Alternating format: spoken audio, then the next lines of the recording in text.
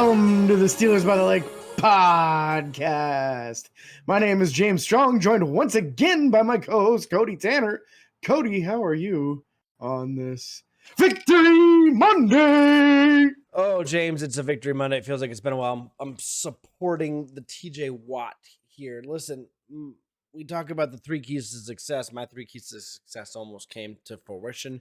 At least one of them. We will talk about that in a minute. But before that, James, how are you doing today? Doing all right, man. Doing all right. Today we will be enjoying from a new beverage container provided to me by my father-in-law that I absolutely love. Very nice. Very nice. For those of you that can't see, it does have a picture of James's wife on it, who, again, we did lose recently. So we miss her dearly, and it's nice that she's still part of the show. That's it, man. She's still here. But yeah, we're excited. Always my number one supporter on it, too. Always. 100%. I can confirm. And she's a Browns fan, so it'd be like that sometimes. We do want to talk real quick. We did have one person reach out to us on YouTube this past week, Jesse, and Jesse is someone that I ran into at work, actually, who shared his three keys to success for taking down the Cincinnati Bengals. His were, real quick, we're having a dominant run game, which I believe Pittsburgh did. They didn't put up 200 yards rushing this week, but they definitely did put up, over 150, so that was fantastic. Number two, locking down Cincinnati's receivers. I would argue that was done, especially Jamar Chase being locked down by Joey Porter Jr., and then also moving the ball much more efficiently, which I think kind of goes hand in hand with kind of mine. One of my three keys to success, I think, was time management, sustained drives, which Pittsburgh definitely did. I think 37 minutes was time of possession compared to 22. It was incredible, absolutely fantastic. Not a single 3 and out in the game, not one. We'll get it. I'm just so ready to talk about all of it, but we'll get into it just momentarily here.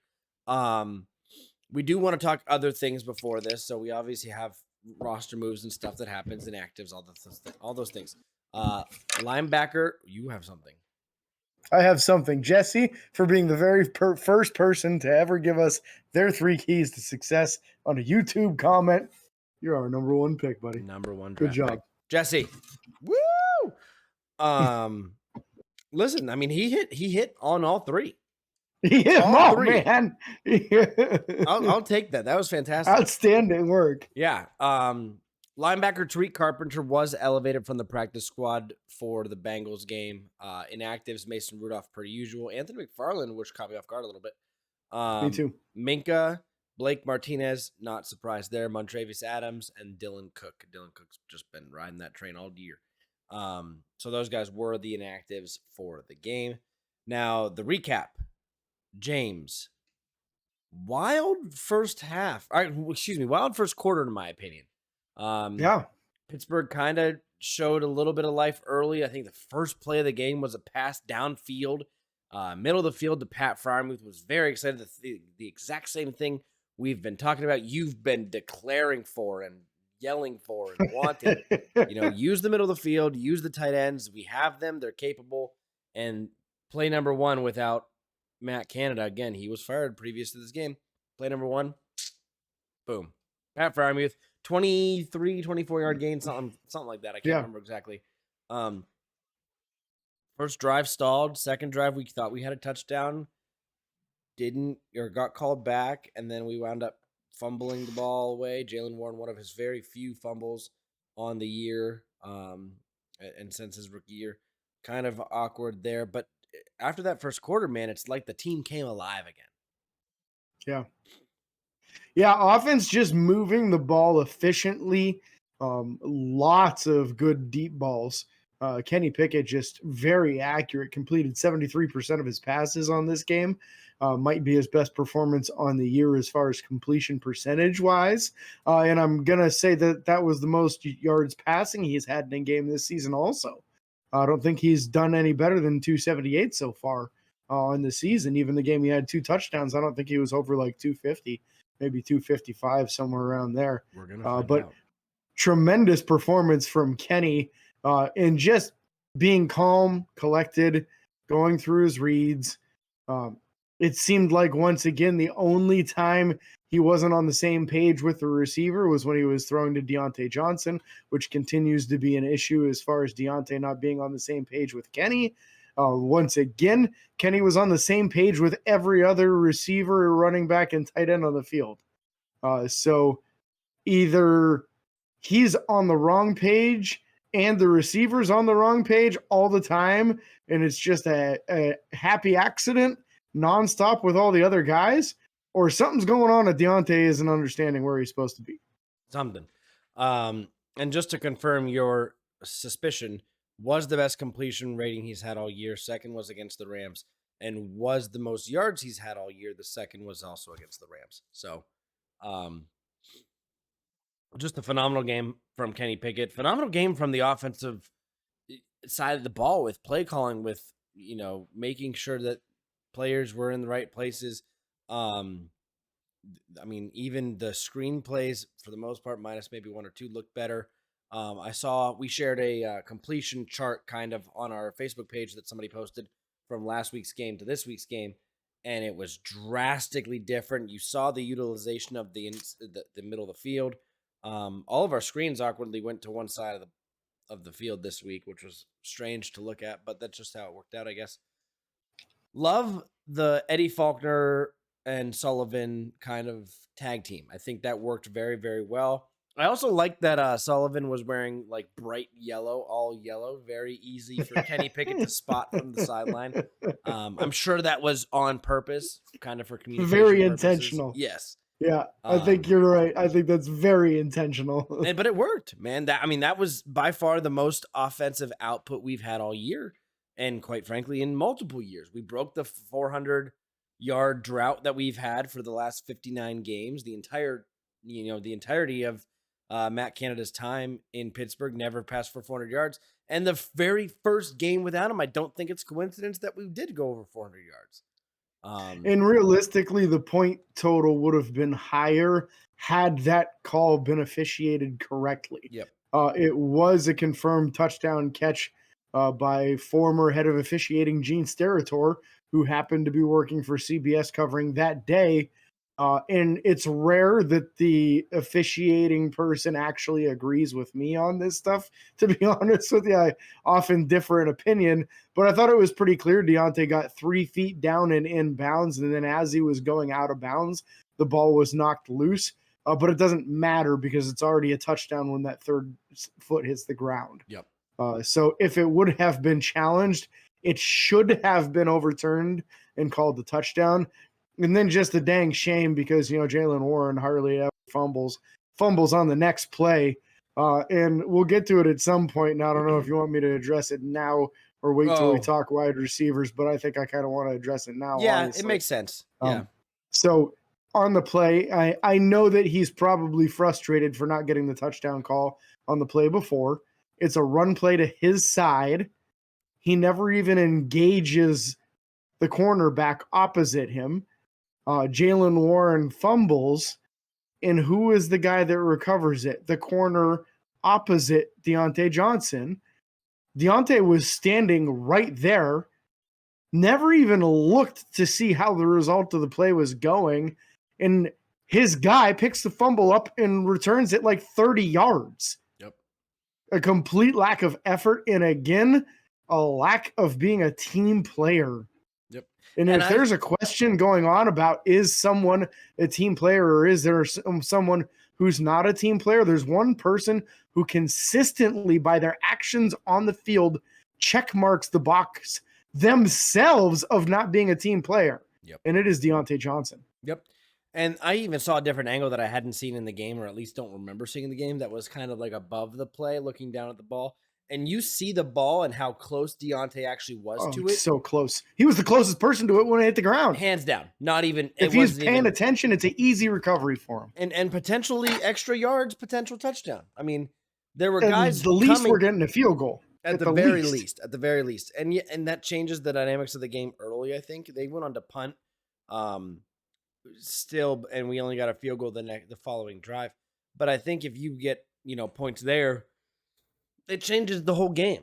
Don't get me wrong, we Yeah. still won. It doesn't matter in the grand scheme of things, but those plays will matter down the road. Those plays will matter in games, in tight games, against better teams than Cincinnati. Obviously, Cincinnati's a great team.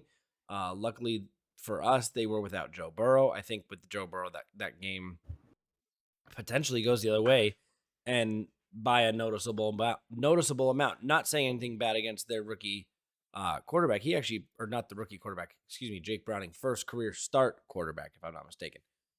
He's bounced around from Minnesota practice squad to Cincinnati practice squad, and now getting his first career start. He played well. I don't want to take anything away from him. You know what I mean? He had the interception. He threw about 5 interceptable balls, man. He just got 100%. lucky. 100%. And every ball that could have bounced in the favor of Cincinnati did in this game. Jamar Chase, including the 2 batted passes that he caught. Yeah, 2 of them that were batted highly in the air, and somehow magically the wide receiver never even had to break stride, and it fell right into his arms. I mean, that's as lucky as it gets. Usually when a ball is bad and goes straight up in the air, the defense comes up with it. In both times that happened in this game, the offense caught it and the intended receiver, even though the ball ended up landing nowhere near where it was intended to go. So that's just a big stroke of luck, heavily in the favor of Cincinnati. And then you had the one interception opportunity that DeMonte KZ had. He jumped the route beautifully, and it just went right through his hands. You know, like he barely got his fingers on it, and his hands were there. It just like he didn't squeeze his hands. Yeah. Should have been an easy pick. Honestly, should have been a pick six had he caught it. So I think Browning had an okay game that really should have been a very bad game. Just in my opinion. Yeah, no. Just a lot of very interceptable balls in this game. No, I see that completely. And again, you know, we talked about our offensive output. They put up 421 yards. The defense held their offense, which is still very potent, to 222. They held Joe Mixon to, if I'm not mistaken, under 20 yards rushing, only 16 yards rushing, the 25 yards rushing as a total team for the Bengals. That's incredible. Now, I realize, you know, sometimes they were playing from behind and having to pass the ball downfield and try to get in field goal range or touchdown or whatever late in the game. But for the most part of that game, it was a close game. I mean, even the final score was close. Yeah. It's one possession. I mean, realistically, Pittsburgh didn't get the lead until the third quarter. So, true. You know, they're playing from the front, and they just were unable to run the ball. Yeah. Yeah, I was very impressed. You know, we're going to let's hop into talking about specific guys because we're just going to do it anyways. Let's go through the offense like normal. Kenny Pickett, we talked about his game. 24-33, best completion percentage of his season so far. 278 yards, best throwing or passing yards of the entire season so far. Best game Kenny Pickett's had so far without a touchdown, which is hysterical, but just the way it is. Proud of his judgment, proud of his plays. He made a couple plays with his legs. He was able to do things. He kept his eyes downfield. I was happy with him utilizing the middle of the field, especially with how many times he went to Pat Fryermuth. We'll get to that in a second. On the running game, Najee Harris, 15 for 99 and that one touchdown. Jaylen Warren, 13 for 49, a much lower payload for him than normal, but at the same time, it was lower for the running backs as a whole. I feel like we didn't run as much as we have in the past few weeks. It wasn't as heavily running it. It's like mixture. His output was nowhere near what it was the last. I mean, he had that 75-yard touchdown run. So if you took the total passes this week and the total runs, it's almost identical. So it was a very balanced attack this week. And Jaylen actually had more carries than he had last week. Just didn't have the big plays, didn't seem to have the lanes. This game was a more physical game. Yeah. This is a game that when you came in contact with a defender, you needed to keep your legs going because you're going to get extra yards if you're able to do so. And this was a game for Najee Harris, and it just goes to show that this approach of having 2 feature backs is actually a really good thing.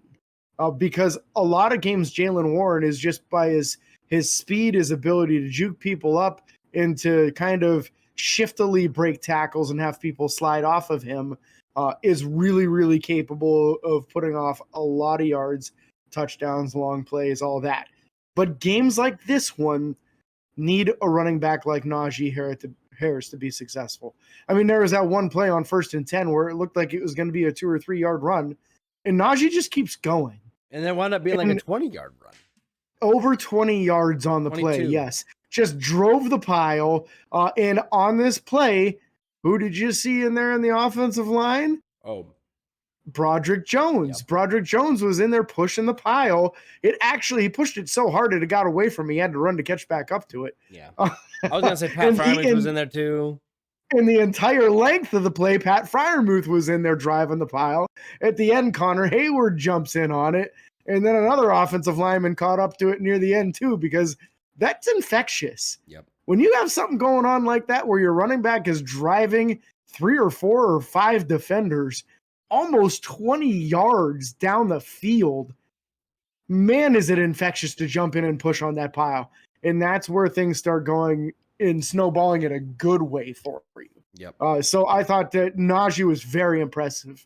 He ran really hard. Lots of times he had big collisions with defenders, and it would look like he was stopped, and then he'd get his legs going again. And next thing you know, he's got another 3 to 5 yards after that contact. So I just thought he was very impressive in this game. And it's a dang shame that his last run went for -1 yards and he ended up 1 yard short of 100. Yep. It's a dang shame, but what are you going to do? It's still a tremendous game for him. Yeah. 6.6 yards per carry is a great output. Yeah, no, that's fantastic for him, especially with where he's been in the past few years, and especially the first game without Matt Canada, seeing that it's not Najee Harris. It's not Najee Harris not being able to run the ball. People are, downplaying him as a player, all this stuff. That's not the case. And so Najee is going to have a fantastic rest of the year. I assume Jaylen Warren will have his as well. Curious to see how they're going to be, because they were so close before this game. And they were separated by 50 yards this game. I'm curious how they're going to favor yardage-wise and usage-wise as a whole for the rest of the year. On the receiving end of things, Pat Freiermuth, 9 receptions. We told him to pass to the tight end. We didn't tell him to do it the whole game, but we'll take it. I mean, when it's that effective, just don't stop. Yeah, 9 receptions for 120 yards. That's fantastic. On 11 targets, this is why you throw to your tight ends, because they catch dang near everything. Tight ends as a whole in this game were, if I'm not mistaken, 12 receptions for 131 yards on looks like 141. 141 on 15 attempts. Yeah. So there's only 3 misses. Not even. No, there was only 2. I lied. 2. 14. Just 2. Yeah. Connor was perfect. Two catches for 11 yards on 2 targets. Darnell was perfect. 1 catch for 10 yards on 1 target. And then, like we mentioned with Pat, just a monster day. 9 catches for 120 yards is just insane for a tight end. That's the kind of stuff you expect to see out of like a Travis Kelce or a George Kittle. Yep. Or one of these Mark guys that's going to the Pro Bowl every year, right?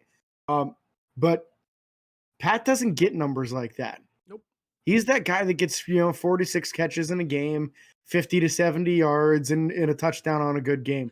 This wasn't a good game from Pat. This was the best game of his career. And he blocked well. But he could have been doing this the whole time had Matt Canada utilized him properly. Yes, absolutely. Sorry. Oh, 100%. I can't wait to see what he ends up with season end totals, knowing that the first 9 games he had I don't know, did he have 9 catches in the first 9 games total? I feel like he didn't. And I know that he missed a lot of time with the hamstring injury, but I feel like he had less than 9 catches coming into this game and had 9 in this game. He had 9 receptions in this game. Or he had 9 receptions in other than this game. Okay. So he doubled his season total in 1 game. Now just wait. Yeah. Let me do the math here. Oh, you're comparing yards, huh? You want to know what he did? In progress. You want to know what he did? He doubled his catches. Yeah. And he doubled his yards in this game. Let me clarify. He multiplied his yards by 2 in this game alone. Like, he had 60 yards. Yeah, and now he's put up 120 in the game. Yeah.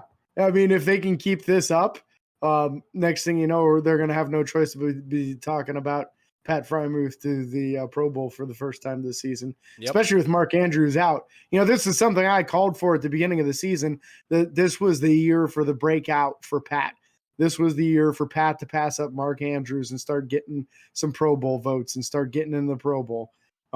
If they can continue this, he'll absolutely make it in because Mark's out for the rest of the season. So he's not playing in the Pro Bowl. They need another candidate in there.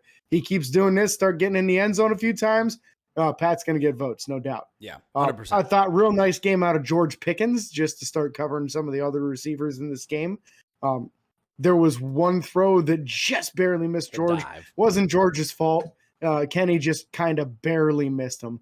And it's nice seeing balls that are that close. I don't even think Kenny missed him. It was, I think more than anything, it was the hand fighting a little bit between him and the corner. Just got him off a little bit. Okay. You break up the timing of a wide receiver and a quarterback just that much. And I think that was the difference in that play specifically.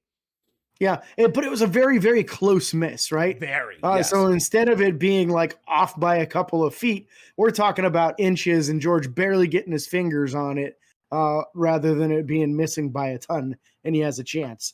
Deontay Johnson, 4 catches for 50 yards on 8 targets, so only catching 50% of his balls. Unfortunately, that's just not great. He did better in the second half. But in the first half, he was definitely holding the team back, unfortunately. Yeah. Which you can't see for your wide receiver that's making all the money. That's a former Pro Bowler. Yeah, he should be leading, and it shouldn't be, third and fourth quarter, now he's going to start playing good. You got to get better out of Deontay. There's no doubt about that. Jaylen Warren on 3 targets, caught all 3 for 13 yards. One of them, he got blown up 5 yards behind the line of scrimmage, so that would have looked a lot better had that not been the case on that one. Allen Robinson, 1 catch for 11 yards on 1 target. And then Calvin Austin, the third, 1 catch for 5 yards on 1 target. Yeah. So guys were catching it, man. There's only one person on this entire team that was 50% or less on catching what was targeted his way. Yep. So I will give Deontay credit for the one thing that happened. Kenny Pickett had a kind of collapsing pocket at one point and made a throw to him kind of going on an out route, and it was very low. And Deontay did a very good job of going down and low pointing that ball, which you typically talk about high pointing a ball. But he made sure it was almost like a finger or a shoelace catch where it was very, very low next to his ankles. Did a good job of making the catch and staying on his feet and trying to make a move. Got tackled pretty quickly after that, but the fact that he was able to catch that catch that pass when it was thrown so low was very, very good of him, and I'm proud of that. But again, if you look at his first quarter highlights, because somebody made a highlight reel of his first quarter, it's a drop touchdown pass. It's not even running a route or blocking for a run play and then missing the fact that somebody picked up a fumble right in front of your face and not pursuing him either. And then there was a third thing that he did that I can't remember. I'll tell you what the third one was. He caught a ball. Mike Hilton tried to tackle him. Backwards. He broke the tackle, and then upon running, lost his balance and fell backwards and lost 3 yards on the play. Yep. I remember that now. Yeah, could have been a first down, but he just kind of fell after already breaking the tackle and already regaining his balance. Just kind of like tripped on the turf kind of thing. Okay. It was rough first half for him. Rough first half. As rough as his first half was, his second half was that much better. So just got to get complete games out of him, man. If Deontay Johnson played the way he does in some second halves an entire game, I would be raving about him every week instead of going on rants about him every week. Yep. And we want to rave about him. We do. We don't. Yes. We're not. It's not. He's getting paid too much money to not be raving about him. This is drastically different than my Terrell Edmonds hate. I actually want Deontay Johnson to play well and to do well with us and to stay here and have a career. But I want you to have a career in every game, not half games. Yeah. Let's talk about that, man. Let's do it, man. I thought Broderick looked good in this game, especially in the run game. Effective once again. The left side seemed to have struggles in pass protection once again, with Dan Moore getting beat a few times in this game. Even Isaac Siamalu I saw struggling from time to time. But I felt like Mason Cole and James Daniels were playing pretty good in this one. Didn't see too much coming from the right side or up the middle. Just the left side kept on basically collapsing. Yeah, and Mason Cole was the last offensive lineman that was running into that pile that we talked about earlier, where Najee Harris was pushing the pile. That was Mason Cole coming up. So love to see that. Love the nasty that we've been looking for. It's finally here, James. Super excited about that. Defensive side of the ball. The defensive front I thought played very, very well. Larry Ogunjobi got his hands up and batted down a ball at one point. You had Cameron Hayward getting very involved. Cameron Hayward had himself a sack. He had 4 tackles on the game, two solos and 1 assist. Keanu Benton had a phenomenal game, in my opinion. He was consistently pushing back the offensive lineman, breaking down, allowing pressure on the quarterback, not letting runs go past him. I thought this was probably the best all-around game from Keanu Benton, even to the point where he almost got involved with a sack. Unfortunately, he didn't get any kind of credit for anything, and that's fine, but he was very, very close to getting involved. Other than that, I thought the defensive front, again, 25 rushing yards as a team that we allowed the Bengals to have. That's phenomenal from our defensive front, and specifically those big anchors up front, Larry Ogunjobi, Cam Hayward, and Keanu Benton. Yeah, and a little more Cam and Keanu than Larry actually get any stats other than that deflected ball. That's true. So didn't really get his hands on the runner, but sometimes it's more about just being stout at the point of attack and not allowing anyone to go through you and forcing them to go around, containing your players per se. Middle linebackers, let's go there. One of my keys on this game was to see a balanced attack and effort from the middle linebackers. Yep. And we got that. 4 tackles from Landon Roberts, 4 from Michael Walker. They were the only 2 middle linebackers to play on the defensive side of the ball. We did see Tariq Carpenter on special teams, also Mark Robinson on special teams. Michael Walker even deflected a pass, went straight up in the air, and then that was one of the ones that somehow Jamar Chase caught perfectly in stride. But I thought that Michael had a much better game. I also noticed at one point in time during this game that they were alternating back and forth between Michael wearing the green dot and Landon wearing the green dot. So he must really be impressed.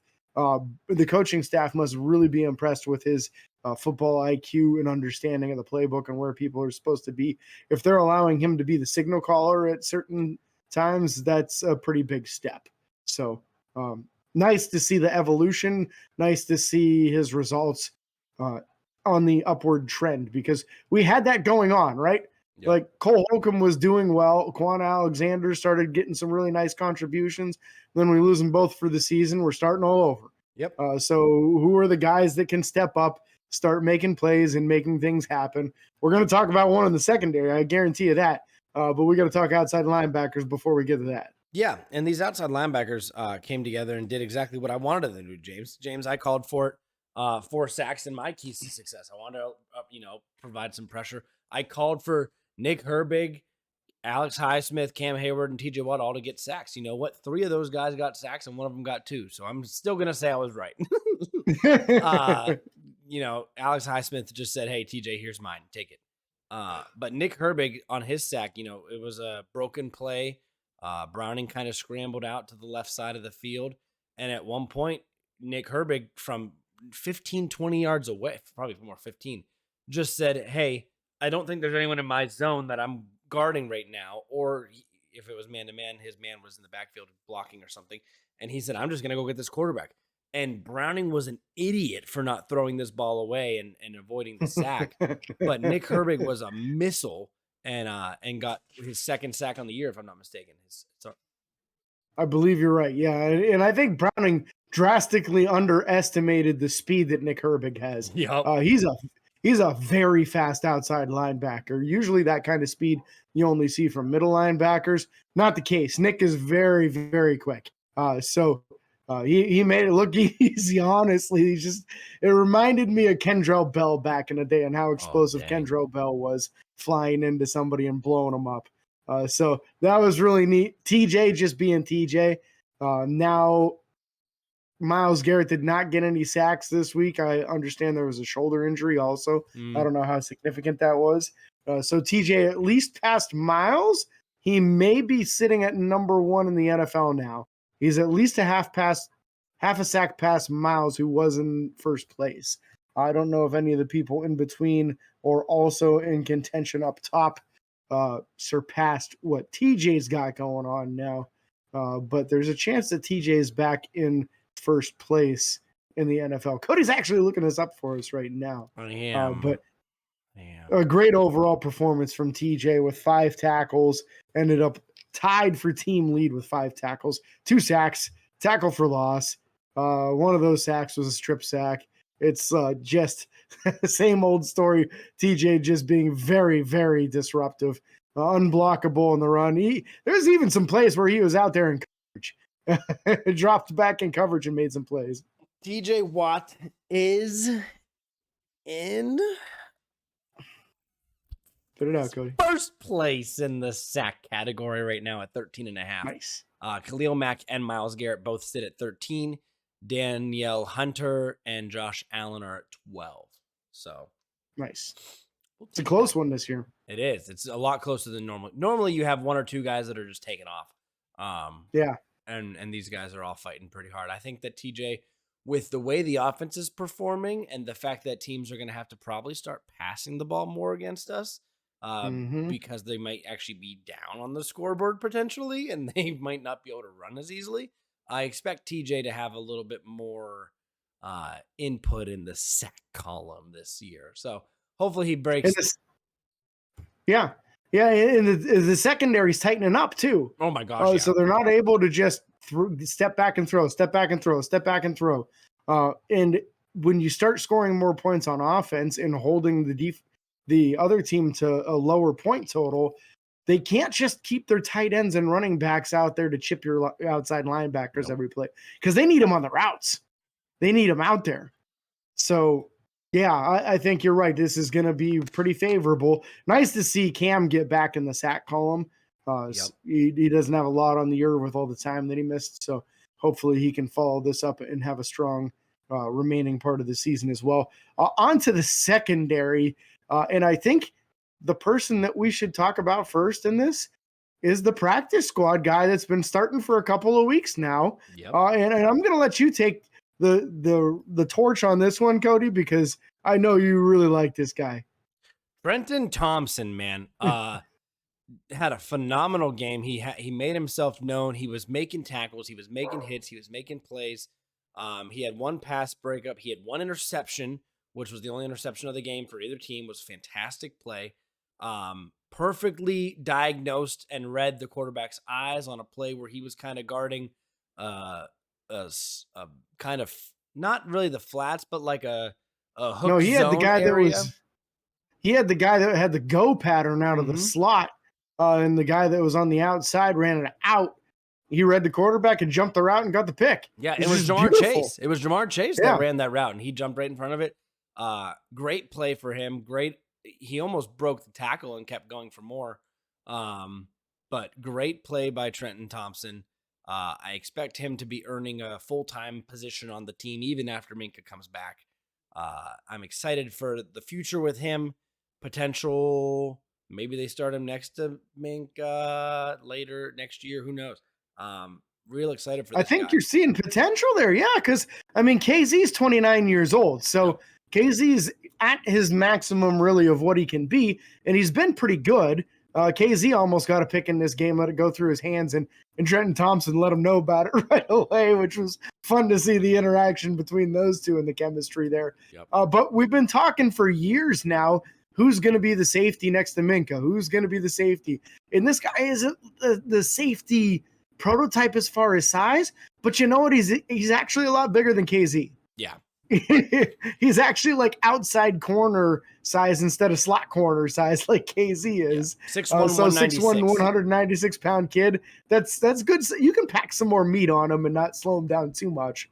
But I'm all right with it. I think that you still look for the possibility of something greater coming out in the draft.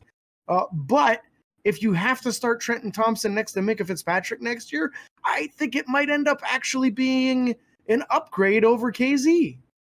I agree. I don't like him wearing the number 17 though. That's got to change. That's Mike Wallace's number. Yeah, I'm like Mike Wallace, Eli Rogers. Like, what's happening here? I just don't understand it. Yeah, it's an offensive number. Yeah, so we'll see what he decides to do there. But he did lead the secondary. Him and you got to give credit where credit's due. Joey Porter Jr. as well had himself a phenomenal game. Locked down Jamar Chase, another game where he kind of just follows the guy. Jamar Chase had 4 receptions for 81 yards. Don't get me wrong, he still put up some numbers. Led their team in receptions and receiving yards, but 6 targets. 2 of those were really good. Only 2 of those catches were against Joey Porter. The other 2 were against other deep. There you go. That's what matters. Joey held him to like 24 yards on the 2 catches he allowed. We'll take it. We'll take it. Phenomenal play from Joey Porter. He's all around playing very well. Patrick Peterson had a nice breakup as well. On a play that I think was like a design screen almost or something like that. I don't remember how that play looked, but a phenomenal job. I thought he was going to pick it. It was very, very close. But Pat Pete got his hands up and made a play. Levi Wallace made a play. I think they called it a pass breakup. Or pass defended. It really kind of wasn't. He just kind of touched the guy, and the other guy missed the ball anyways. So, okay, that's a breakup. Yeah, whatever. Sure. Here's the way I'm looking at this. I feel like Patrick Peterson is really getting comfortable in the system and looking a lot better the last few weeks. And I feel like this is a lot like what we saw with Joe Hayden. When Joe Hayden came to Pittsburgh, it always seemed like every year, the first 5 to 7 weeks or so, you're like, man, Joe just doesn't have it. He looks slow. He's having a hell of a time out there. And then he got more comfortable and he started getting a lot more pass breakups and he'd get some interceptions. And by the end of the season, you're saying, man, I'm glad we got Joe Hayden on the team. And I feel like that's kind of what's happening as the season's progressing with Patrick Peterson. He's getting his hands and breaking up more and more passes and starting to look a lot more comfortable in this defense. It is starting to look like the secondary is not the glaring weakness that it was early on in the year. And the past few years. Yeah. It's been rough. It's been a rough time with the secondary since, the departure of guys like Troy Polamalu and Ike Taylor. It's been a lot of ups and downs with the secondary. Who would have thought too that the big change and the dramatic increase in quality of it is going to be an aging veteran who's 33 years old at corner, a second round rookie who now is starting and really looking like a lot. And then a practice squad undrafted safety starting for Minka, basically with Minka out. Like, talk about the unpredictable things happening, but that's what's happening, and I'm very happy about it. Yeah, it's fun. It's a joy to watch. It's enjoyable. It's fun. It's keeping us on our toes and stressing us out all at the same time. With that being said, we'll move to special teams. Chris Boswell for president, 3 for 3 on field goals and 1 for 1 on extra points. Presley Harvin had himself an okay game. Nothing too crazy, nothing great. He had, I think, 2 punts that were inside the 20, which was fantastic. And the 2 touchbacks were 100% downable and screwed up by the Gunners. Yep. This was a game where the coverage unit and the Gunners specifically struggled mightily.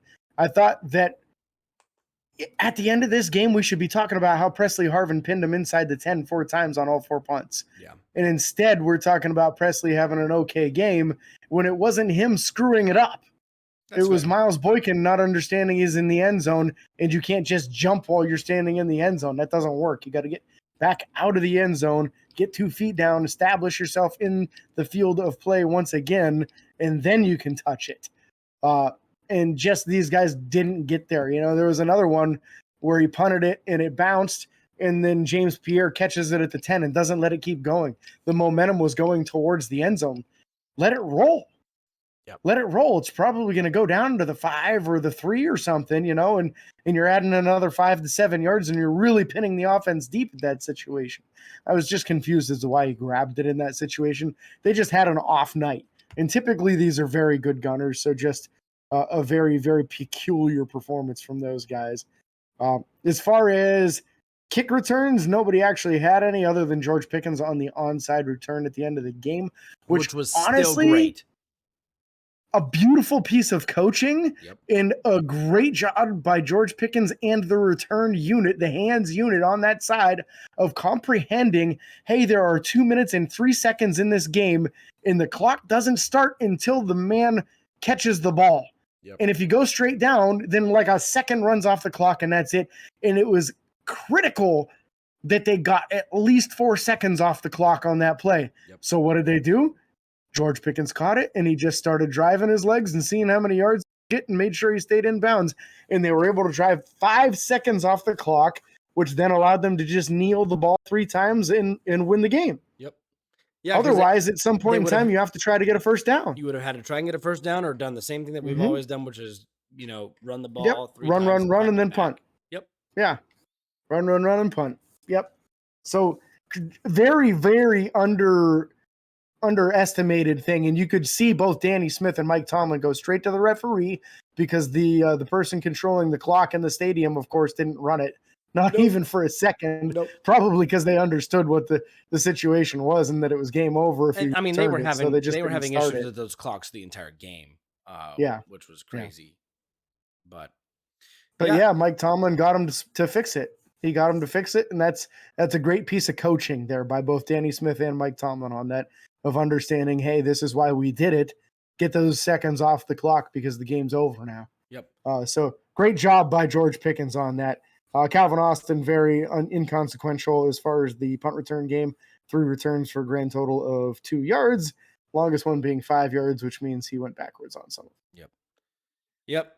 So that's going to wrap up the game recap. We do have injury report, which is very brief. George Pickens got the wind knocked out of him on that play that was kind of just barely out of reach. He did dive for it. He made a great effort for it. I'll give him that. Came down, knocked the wind out of him, came back in, played the rest of the game. Calvin Austin has an ankle injury, per Mike Tomlin's post-game press conference. Unsure how bad that injury is, if it's going to affect next week, his availability, or anything like that. So we don't know there. And then I just want to take a second before we go on to talk about the thing that's going to be happening next week, Sunday, or next Sunday. I do want to give a shout out to the Princeton football team from West Virginia here, where I'm at. They had a phenomenal playoff game, won 73-70. There was a wide lack of defense, but it was an enjoyable game. I was there with the girlfriend, and it was a great time. It was a good time. It was cold. I enjoyed it. I missed playoff football, high school playoff football, in the heat of it. Good times, but great game all around. The one guy player for them had 330 yards receiving and like 3 touchdowns, which was crazy. So enjoyable game.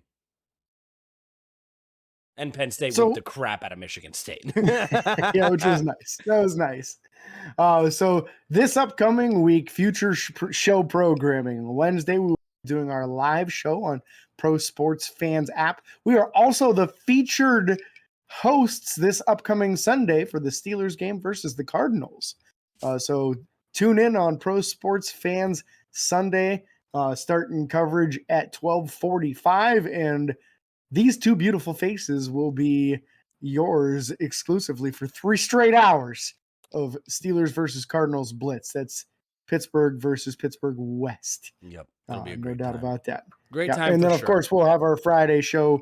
Looking forward to the Cardinals game, too. We'll have some information on that ankle injury by Wednesday on that Wednesday Pro Sports Fans app show. So join us there, and we'll tell you all about it. Absolutely. So thank you guys so much for watching or listening. Again, please make sure to like and follow on Facebook, Twitter, Instagram, TikTok, YouTube, and PSF, Pro Sports Fans. Download the app. Yeah. It's free. It doesn't cost you a thing. And until next time, this is your host, James and Cody, signing off. Peace.